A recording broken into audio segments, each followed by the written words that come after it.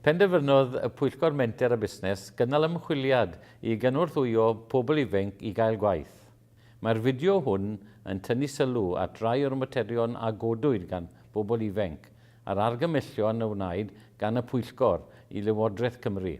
Don't feel the majority of young people are given adequate skills to enter the workforce, as it is very dependent on your subject choice. Many subjects like English or a subject where the communication is key, they're almost to an advantage to if you took more science-based or other subjects. Roedd diffyg sgiliau parod am waith yn thema gref yn y sesiynau tystiolaeth. Roedd cyflygwyr enghraifft y BBEC ac yswiriant Admiral a thystion eraill fel y groes goch a sefydliadau'r trydydd sector yn ein digwyddiad yn Abertawe i gyd yn rhoi sylwadau ar bwysigrwydd cael y cyfle i ddysgu sgiliau a cyflagodwyedd i bobl ifanc. Rydym yma mwfyn i Lywodraeth Cymru gryfau'r addysg sgiliau parod am waith a deall y farchnad waith ar draws y cwricwlwm cyfan i sicrhau y gall pobl ifanc ddysgu'r sgiliau sydd eu hangen arnynt i'w helpu gael gwaith.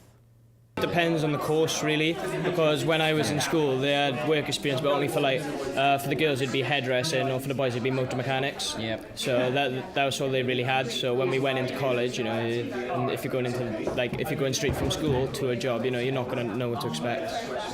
With work experience, we've only been given a week. And a week isn't long enough to be able to understand that's the career you want to go into. It's barely long enough to be able to get to know the place that you are. Clywodd y Pwyllgor lawer o dystiolaeth gan bobl ifanc nad oeddent yn cael cyfle i gael lleoliadau profiad gwaith, neu os oeddent, roedd y bobl ifanc yn teimlo nad oedd y profiadau yn para'n ddigon hir i roi dealltwriaeth gywir iddynt o beth yw'r byd gwaith. A lot of people do not have the money to pay for public transport all the time, and if you can't get a lift somewhere or you don't drive yourself or something, that can really be a problem. And sometimes maybe people live quite far out in the countryside, so they've got to travel away, or the job they really want just isn't nearby to them. I think something that really does need to be pushed is a bus pass for NEETs, because why do your older generation gets to have free travel? Young people should be as more entitled as well as them. Roedd rai o'r bobl ifanc y buom yn siarad â hwy yn amlygu trafnidiaeth fel rwystyr i ddod o hyd i waith, yn enwedig o ran cost a byw mewn ardaloedd mwy gwledig, lle nad yw gwasanaethau bysiau yn rhedeg mor aml. Roedd adborth gan staff Gyrfa Cymru hefyd wedi nodi cludiant fel rwystyr sylweddol.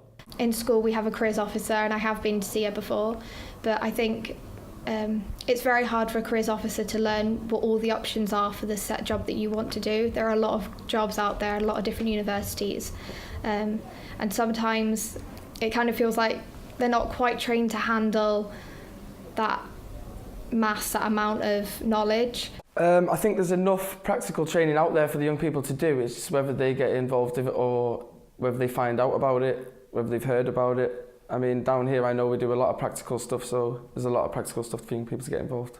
There was that support, you're going to university, pick your courses, how to fill out your UCAS form, you receive all this help to go forward with that.